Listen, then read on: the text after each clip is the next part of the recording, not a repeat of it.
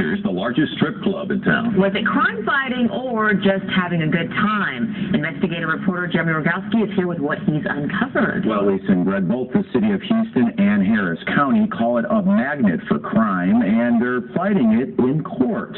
But the cabaret says some Houston Vice cops go too far, and they claim they have the video to prove it.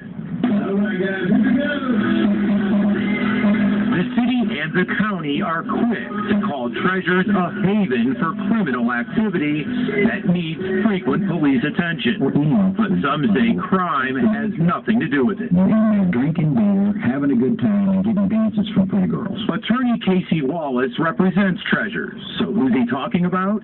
Vice cops, he says, who come to the club not to police, but to partake. You can clearly see him groping her. Like in this Treasure security video of an undercover Houston police sergeant getting a table dance. And not just any dance, Wallace says. There you can see where he's kissing on her breasts, in the club, in public. And if Wallace is right, that could be a violation of the law, just like the lewd acts of the officer's partner, seen here with a different dancer on the same night. In fact, during their so-called investigation, the two cops, over 2 days, bought booze and table dances, all totaling $850 of taxpayer money. And the reason for all of it? Quote, in order to keep from looking suspicious. So, what did the public get? What was the outcome of this 2-day operation? Not a single arrest, not a single criminal charge, nothing but some officers having a good time inside Treasures. In fact, police records obtained by the I-Team reveal similar visits to the club. Like when 3 undercover officers got table dances and observed numerous violations, but chose not to arrest anybody. They did write investigation to continue. 3 days later, the same cops went in again, and again they got table dances and observed violations, but again, no arrests were made.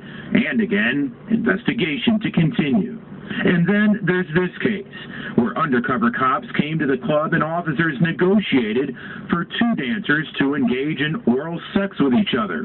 But instead of arresting them immediately, the cops observed the suspects doing the sex act and waited for it to be completed. Is that really where we need our city resources spent? Wallace says it all adds up to targeted harassment. 170 officers have been investigating Treasures for the last 3 years.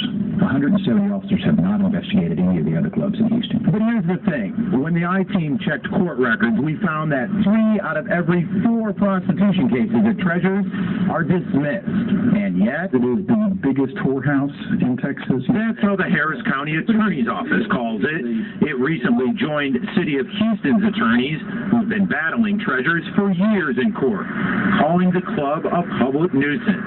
But we pointed out, when prostitution cases were filed, a significant number of them were dismissed. Whatever the facts are, yeah, I believe that's the case. Yes. But yet you still call it the biggest credit card whorehouse. It is. It certainly is. Confused? So are we, until we asked Houston Mayor Annise Parker how the most recent battle royale began. We had credible reports that not just prostitution but forced human trafficking was part of what was going on at Treasures. You heard right. Forced human trafficking, which the mayor says... We have a huge problem in the city of Houston. And at first, the city and county legal tandem was determined to make Treasures a part of it. The only problem? That charge didn't hold up and was dropped from their lawsuit, which some observers say left the government's attorneys looking for a way to save face. And so, they pushed on. Are you comfortable this has been the best way to spend taxpayer money? Absolutely. You are. I am. Now back to those vice cops you saw in the videos. HPD insists nothing illegal happened, but even so, it did transfer them out of the vice division for not following policy. HPD says it has since revised its guidelines to ensure the behavior of its officers is appropriate. In the meantime, Lisa and Greg, we wanted to know how much this whole legal battle is costing taxpayers, but so far the city nor the county have come up with any real numbers. Well, we were able to find out how much the vice units were spending on other visits. Yeah, we saw the $850 on that one tab. We checked some other records. It really is all over the place, from a few hours all the way up to $1,500 tab just for one night. Wow. All right, Jeremy, thanks. You bet. Well, it is not